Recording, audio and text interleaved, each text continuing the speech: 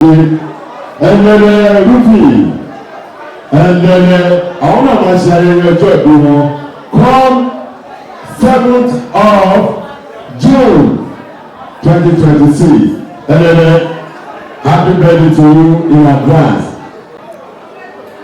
Bukola Alice Okide aláṣẹ K-Bonat catering services and general and rental services catering and rental services. ní ìwé báyìí tí ẹ bá ti pè wọ́n gbogbo nǹkan tí ẹ fẹ́ ni wọ́n máa fún yín. bákan náà Àríkẹ́ kitchen tí ẹ bá fi jẹ tẹ́lẹ̀ kó dùn kó ta kó jẹ máa láwọ́ láta Àríkẹ́ kitchen ní kẹ́ ẹ pè Àríkẹ́ kitchen àwọn méjèèjì náà ló wà bíi tẹ́ bá pè wọ́n pọ̀ dé ojú yẹn wo àwọn kéèkì àwọn oúnjẹ tó fáìn wọ́n ṣe lágbára Ọlọ́run oúnjẹ tó dára máa jẹ o àní jẹ oúnjẹ tó máa mú wa máa bì láṣẹ Ọlọ́run mo wá dàsí pé kí ọkọ Àrẹ̀mú Ọláwépọ̀ torí wọ́n ní behind every successful woman there must be a man, a successful woman. Tí ọkọ bá ń dúró ti ìyàwó náà máa dúró ti ọkọ. Ṣẹ́ni lọ́jọ́ ìní ọkọ ló dúró ti ìyàwó gbáǹgbáǹ. Ìyẹn ni Aláàjì Ọláre.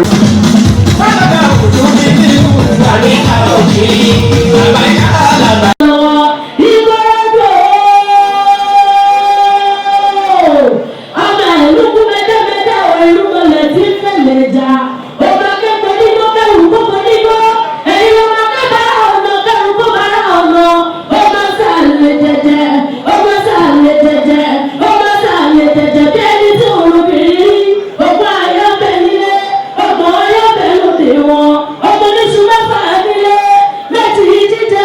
Mẹ́tì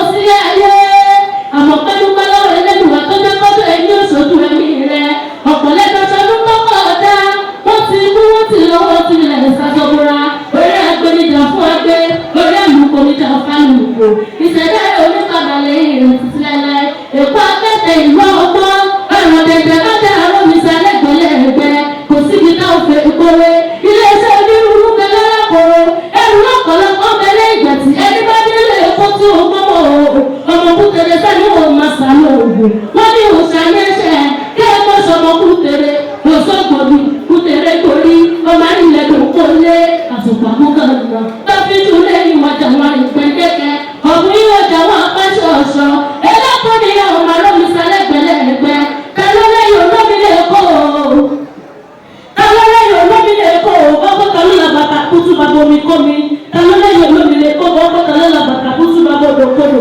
Èkó àrò mi sálẹ̀ gbẹ̀lẹ́gbẹ̀. Ẹ̀yọ́ mi bẹ̀rẹ̀ kó lé o. Èkó